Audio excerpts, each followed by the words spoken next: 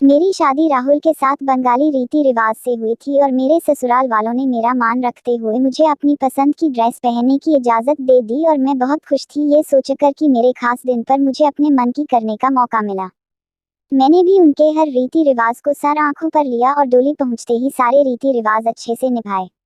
एक दिन मैं अपने मायके गई हुई थी तो देखा कि पापा दिन ब दिन कमजोर होते जा रहे हैं और कुछ सोच में डूबे रहते हैं तो मैंने माँ से पूछा और माँ ने कहा पता नहीं जब से तेरी शादी हुई है कुछ खोए खोए से रहते हैं। शायद बहुत मुश्किल होता होगा अपने दिल के एक टुकड़े को एक ऐसे हाथों में सौंप देना जिनको वो अभी अच्छे से जानते भी नहीं थे।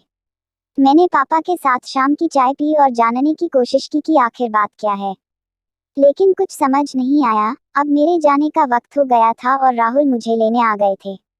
मैंने पापा से ऐसे हाथ छुड़वाया जैसे पापा ने मुझसे छुड़वाया था जब उन्होंने मुझे फर्स्ट टाइम स्कूल ड्रॉप किया था। मैंने पापा को कहा कि मैं जल्दी ही आऊंगी मिलने और मैं चली गई।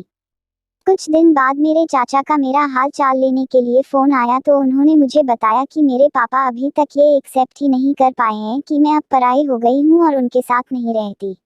वो आज भी रोज शाम को मेरे स्टॉप पर जाते हैं और मेरा वेट करते हैं जहाँ से मैं और वो रोज शाम को एक साथ घर जाते थे जब मेरी बस मुझे वहाँ उतारती थी। ये सुनते ही मुझे समझ आ गया कि वो ऐसे क्यों हो गए हैं।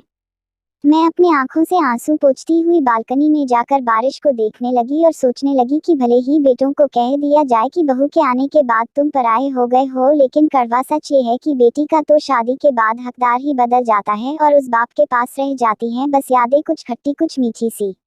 आशा करती हूँ छोटी सी कहानी आपको पसंद आई होगी। इस कहानी पर आपकी क्या राय है, हमें कमेंट करके जरूर बताएं।